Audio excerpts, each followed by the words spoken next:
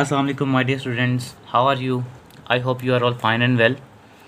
My dear students, we are going to solve our question number 4.23 today, जो कि बहुत important है exams के पॉइंट ऑफ व्यू से। इसमें स्टूडेंट्स को हमें बता रहा है कि first 3 moments of a distribution about y is equals to 4। ठीक है, यहाँ पे उसने एक दोबारा से आपको एक निशानी दे दी है, कहता है कि moments about y is equals to 4। जिस तरह हमने लास्ट क्वेश्चन में भी किया था, ये होते हैं मोमेंट्स अबाउट आर्बिट्री वैल्यूज़। ठीक है, तो वो यहाँ पे कह रहे हैं हमें उसने 3 हमें इस तरह के मोमेंट्स दे दिए हुए हैं। वन जो फर्स्ट मोमेंट है उसका आंसर 1 आता है, सेकंड का जो 4 है और थर्ड का 10 है respectively. Find the coefficient of variation, तो कहते हैं आपने इनको यूज़ करना है 3 मोमेंट्स को और हमें बताना है कि इसका कोफिशिएंट ऑफ वेरिएशन क्या है। और दूसरी चीज़ जो हमने बतानी है वो ये बतानी है कि इज़ द डिस्ट्रीब्यूशन साइमेट्रिकल और पॉजिटिवली स्क्यूड और नेगेटिवली स्क्यूड। ठीक है, कि हमने एक ये चीज़ इसमें क्वेश्चन में बतानी है कि जो डिस्ट्रीब्यूशन है आया कि वो साइमेट्रिकल है, पॉजिटिवली स्क्यूड है या नेगेटिवली स्क्यूड है। तो ये भी हम देखते हैं कि हम किस तरह से चेक कर सकते हैं कि एक डिस्ट्रीब्यूशन साइमेट्रिकल होती है या पॉजिटिवली स्क्यूड होती है या नेगेटिवली स्क्यूड होती है। ठीक है, उसके लिए हम एक फार्मूला यूज़ करते हैं, वो मैं आपको यहाँ पे दिखाता हूँ, समझाता हूँ कि वो हम किस तरह से यूज़ करके तो डिस्ट्रीब्यूशन की साइमेट्री पॉजिटिव या नेगेटिव स्क्यूड जो है वो निकाल सकते हैं। तो आइए चलते हैं, इसको क्वेश्चन को सॉल्व करते हैं। अच्छी तरह से समझिएगा और वीडियो को जो है वो कंप्लीट देखिएगा, और कोई मेरी मिस्टेक होगी तो वो भी ज़रूर कमेंट्स में निकालिएगा। चलें अब हम इसको सॉल्व करते हैं। जी स्टूडेंट्स, तो इसने जैसे कि स्टेटमेंट में हमें उसने बताया कि हमारे पास जो moments about y is equals to 4 हैं। यहाँ पे मैं लिखता हूँ कि वो हमें बता रहा है, स्टेटमेंट के अंदर ही हमें वो बता रहा है कि हमारे पास जो फर्स्ट 3 मोमेंट्स हैं ना, first 3 moments about y is equals to 4, ये हमें दिए हुए मोमेंट्स अबाउट आर्बिट्री वैल्यूज़। मैं यहाँ पर भी लिख भी देता हूँ आपकी आसानी के लिए, आपको याद रहें कि जब भी क्वेश्चन में ऐसी इलामत आती है y इज़ इक्वल्स टू 4 या y इज़ इक्वल्स टू 10 या x is equals to any value, तो वो उन्हें कहते हैं मोमेंट्स अबाउट आर्बिट्री वैल्यूज़। ठीक है, ये मोमेंट्स की एक टाइप है। तो ये हमें उसने दिए हुए हैं 3, मीन्स के m1 डैश हमें उसने दे दिया हुआ है 1, m2 डैश हमें उसने यहाँ पे जो दिया हुआ है गिवन वो है 4, और m3 डैश जो हमें उसने दिया है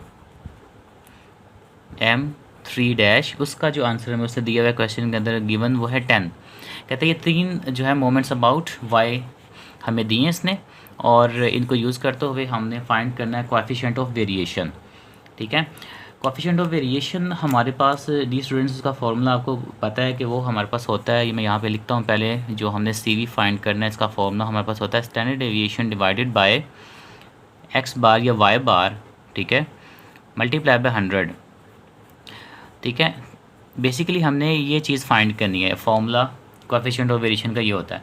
अब इसके अंदर हमें क्या चाहिए, स्टैंडर्ड डेविएशन चाहिए, ठीक है, मीन चाहिए, ये 2 चीज़ें चाहिए, और ये 2 चीज़ें हम फाइंड करेंगे फर्स्ट ऑफ ऑल, देन हम CV फाइंड कर सकते हैं। तो इन दोनों को हम फाइंड करते हैं बारी बारी। पहले मैं अरिथमेटिक मीन फाइंड करता हूँ, ठीक है ना, y बार। अब अरिथमेटिक मीन जो हमारे पास होता है y बार, इसका यहाँ पे जो हम फार्मूला यूज़ करने जा रहे हैं, इस फार्मूले को ज़रा समझिएगा। इसका यहाँ पे फार्मूला यूज़ करेंगे हम capital A plus m1 dash. ठीक है, अब यहाँ पे कैपिटल A हमारे पास क्या है और m1 डैश क्या है। m1 डैश तो आपको नज़र आ रहा है, ये इसने डाटे में 1 दिया हुआ है, ठीक है, और कैपिटल A हमारे पास क्या है, ये भी हमें उसने दिया हुआ है, वो कहाँ पे है, ये देखें y इज़ इक्वल्स टू 4। ये जो हमारे पास वैल्यू होती है, ठीक है ना, ये कैपिटल A होती है, y is equals to 4, means के y is equals to a। ये कोई आर्बिट्री वैल्यू है, ठीक है, जो उसने खुद एज्यूम की हुई है 4, तो a वही आर्बिट्री वैल्यू होती है, a फॉर आर्बिट्री, ठीक है, और वही a यहाँ पे यूज़ किया हुआ है। तो a plus m1 dash values put करते हैं, सिंपल a की जगह पे a आ जाएगा हमारे पास 4, ठीक है, और m1 डैश हमारे पास 1 है, और सिंपल इसका आंसर मीन का आ जाएगा हमारे पास 5। अरिथमेटिक मीन फाइंड करने के बाद अब हमारी जो सेकंड जो है वो एवरेज हमने फाइंड करनी है सीवी के लिए, वो है स्टैंडर्ड डेविएशन। स्टैंडर्ड डेविएशन के लिए हम जो है यहाँ पे सबसे पहले एक चीज़ आपको पता होनी चाहिए कि हमारे पास जो स्टूडेंट्स जो होते हैं ना, सेकंड मोमेंट अबाउट मीन, जिसको हम M2 कहते हैं, ठीक है, जो हमारे पास सेकंड मोमेंट होता है ना, मैं यहाँ पे लिखता हूँ सेकंड मोमेंट अबाउट मीन, ये हमारे पास होता है M2, ठीक है, इस पर डैश नहीं लगाते। तो ये हमारे पास M2 होता है, और ये M2 आपको पता होना चाहिए हमेशा वेरिएंस के इक्वल होता है। M2 is always equals to variance, हमें ये चीज़ यहाँ पे पता होनी चाहिए। इसी चीज़ को हमने यूज़ करना है और स्टैंडर्ड डेविएशन फाइंड करना है, ठीक है। M2 हमारे पास वेरिएंस के इक्वल होता है। अब हमने पहले तो M2 फाइंड करना है, क्योंकि जब M2 आएगा, वेरिएंस आएगा हमारे पास, तो हम उसका स्क्वायर रूट लेंगे और वो फिर स्टैंडर्ड डेविएशन में कन्वर्ट हो जाएगा। और M2 फाइंड करने का फॉर्मूला, ठीक है, ये भी हमने पिछले क्वेश्चन में भी किया है। जो M2 है, सेकंड मोमेंट अबाउट मीन, इसका जो फार्मूला होता है वो होता है M2 dash minus M1 dash का स्क्वायर। M2 डैश की वैल्यू ये गिवन है क्वेश्चन में 4, माइनस M1 डैश भी गिवन है, वो है 1, इसका करेंगे स्क्वायर, ठीक है। तो 4, 1 का स्क्वायर 1 ही होता है, तो ये हमारा 4 माइनस 1 आ जाएगा 3। तो 3 जो है हमारे पास क्या निकला है, 3 हमारे पास निकला है M2, ठीक है, जो है वेरिएंस के इक्वल, ठीक है। 3 हमारा क्या दिख रहा है हमारे स्टूडेंट्स, M2 निकल आया, ठीक है। मैं यहाँ पे लिखता हूँ कि M2 हमारा यहाँ पे आया 3, जो कि वेरिएंस के इक्वल है। अब जब भी वेरिएंस का लेते हैं ना स्क्वायर रूट, तो वो बन जाता है स्टैंडर्ड डेविएशन। तो हम जो है जब स्टैंडर्ड डेविएशन यहाँ पे फाइंड करने जाएंगे, तो हम सिंपल M2 का, 3 का या वेरिएंस का, इनका ले लेंगे अंडर रूट, मीन्स के इस तरह से, ठीक है। बिकॉज वी नो, यहाँ पे आप छोटा सा ये उनको बताइए कि बिकॉज हमारे पास जो स्टैंडर्ड डेविएशन होता है वो वेरिएंस का अंडर रूट होता है, ये इसके इक्वल होता है। तो ये चीज़ हमने यहाँ पे कर दी है। 3 का हम ले लेंगे स्क्वायर रूट, तो जब 3 का स्क्वायर रूट लेंगे तो हमारे पास हमारी जो स्टैंडर्ड डेविएशन है, जिसको हम सिंपल S भी कह सकते हैं या SD भी कह सकते हैं, ठीक है, एक ही बात है। तो इसकी वैल्यू हमारे पास आ जाएगी 1.73। ये कैलकुलेशन आप कीजिएगा, साथ साथ आप चेक करते रहिएगा कि मैंने आंसर ठीक लिखे हैं। बस आपको मेथड आपको समझ आना चाहिए, कहीं आंसर पे मिस्टेक आ रही है तो आप खुद से ठीक कर लीजिएगा अपनी, ठीक है, और मेरी भी कर दीजिएगा कमेंट्स में। अच्छा, तो ये हमारा आंसर आ गया स्टैंडर्ड 1.73। अब चूंकि S भी आ गया हमारे पास, और ऊपर हमने अरिथमेटिक मीन भी फाइंड कर लिया हुआ है, 5 है जो हमारे पास, तो हम इन दोनों को वैल्यूज़ को पुट करते हैं और अपना कोफिशिएंट ऑफ वेरिएशन फाइंड कर लेते हैं। और मैं डायरेक्ट यहाँ पर ऊपर फॉर्मूले के अंदर ही यहाँ पे वैल्यूज़ पुट कर देता हूँ, ठीक है, इसके आ गई। तो स्टैंडर्ड डेविएशन हमारा निकला है 1.73 डिवाइडेड बाय अरिथमेटिक मीन हमने निकाला था 5, और जब हम इसको मल्टीप्लाई करेंगे 100 से, फॉर्मूला का जो आ रहा है, तो ये वैल्यूज पर सॉल्व करेंगे तो हमारे पास आंसर आएगा, कोफिशिएंट ऑफ वेरिएशन जो हमारा निकलाएगा वो है 34.6%, ठीक है। ये तो क्वेश्चन का एक पहला जो उसने पार्ट था वो हमने जो है ना सॉल्व कर लिया, CV फाइंड कर लिया। CV फाइंड करने के बाद हमने अब बताना है उसको आया कि जो हमारी जो डिस्ट्रीब्यूशन है, हमारा ये जो डाटा है, मीन्स के जो मोमेंट्स दिए हुए हैं, ठीक है, गिवन डाटा है, ये आया कि सिमेट्रिकल डाटा है, पॉजिटिवली स्क्यूड है या नेगेटिवली स्क्यूड है। तो जब भी ऐसी चीज़ आती है ना स्टूडेंट्स, तो हमने उसके लिए एक चीज़ फाइंड करनी होती है जिसे हम बीटा 1 कहते हैं, ठीक है। हम बीटा 1 एक हमारे पास एवरेज होती है जो कि हम चेक करते हैं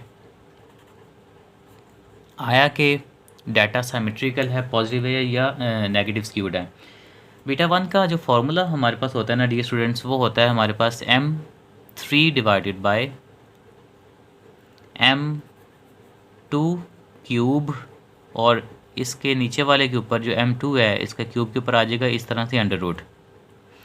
ये फार्मूला हमने यहाँ पे इसको बताना है सॉल्व करके, ठीक है। अगर बीटा 1 जो है हमारा वो ज़ीरो के इक्वल आ जाए, अगर बीटा 1 ज़ीरो के इक्वल आ जाए तो डाटा हमारा होता है साइमेट्रिकल।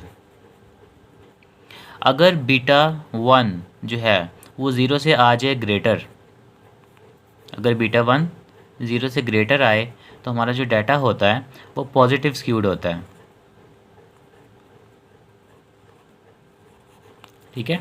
और अगर हमारा डाटा का जो जब यूज़ करते हुए बीटा 1 का जो आंसर है वो ज़ीरो से लेस देन आ जाए, ठीक है, ज़ीरो से अगर वो लेस देन आ जाए तो हम कह सकते हैं कि हमारा जो डिस्ट्रीब्यूशन है डाटा है वो नेगेटिव स्क्यूड है।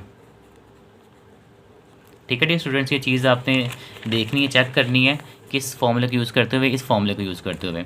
तो अब हम इसको यूज़ करते हैं। अगर इसका आंसर ज़ीरो आ गया तो हम कह देंगे हमारा डाटा साइमेट्रिकल है। अगर ज़ीरो से बड़ा है तो पॉजिटिव कह देंगे, और ज़ीरो से नेगेटिव है, ज़ीरो से छोटा है तो नेगेटिव स्क्यूड कह देंगे। अब इसमें M3 हमें चाहिए, क्योंकि M2 तो हमारे पास यहाँ पे फाइंड किया हुआ है हमने, उसका क्यूब ले लेंगे, जस्ट सिंपल 3 का क्यूब ले लेंगे तो वो तो यहाँ पे आ जाएगा। अब M3 हमने फाइंड करना है, और मोमेंट अबाउट मीन जो होता है M3, इसका फॉर्मूला भी आपको आता है।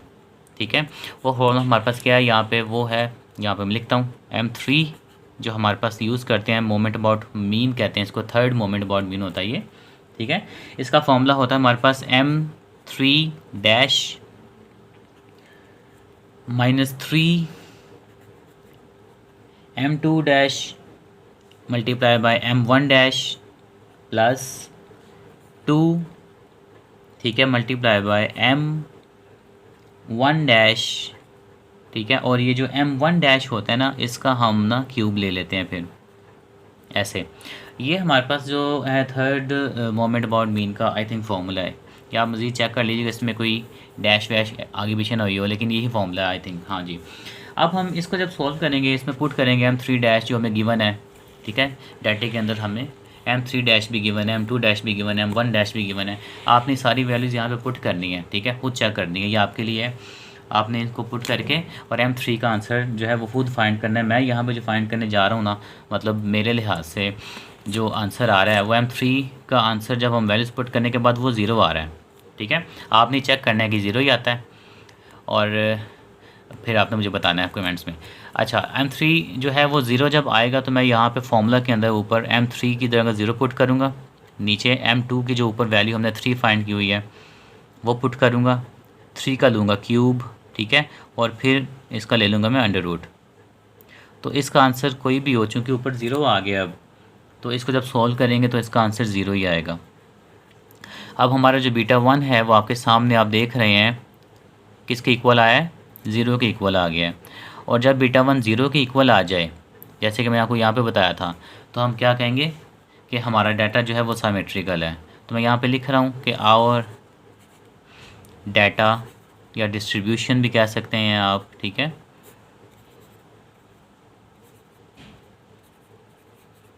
Our distribution is symmetrical.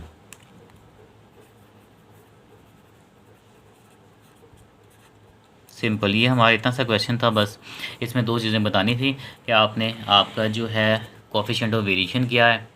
ठीक है, उसके लिए हमने मीन निकाला, फिर स्टैंडर्ड डेविएशन निकाला। ठीक है ना, और फिर दूसरा हमने ये बताया कि हमारा जो डिस्ट्रीब्यूशन है वो साइमेट्रिकल है। वो कैसे, वो हमने इस फॉर्मूले को यूज़ करके। तो इस क्वेश्चन को जो है वो देखिए, इसकी प्रैक्टिस कीजिए। अगर इसमें कोई चीज़ समझ नहीं है तो आप मुझसे पूछिए इंशाल्लाह। बाकी हम मिलते हैं अगली वीडियो में, अगले लेक्चर में। अपना ख्याल रखिएगा, दुआ में याद रखिएगा। वीडियो को लाइक एंड शेयर जरूर किया करें ताकि मुझे भी फ़ायदा हो और बाकियों को भी जो फ़ायदा हो, जो इस वीडियो को नहीं देख पा रहे हैं। यहाँ पे कोई स्टूडेंट्स हैं जो कि स्टैट्स में कमज़ोर हैं, तो उसको भी आप उनको ही शेयर करें। और चैनल पे न्यू है तो इसको ज़रूर सब्सक्राइब करें। अपना ख्याल रखिएगा, दुआ में याद रखिएगा। अल्लाह हाफिज़।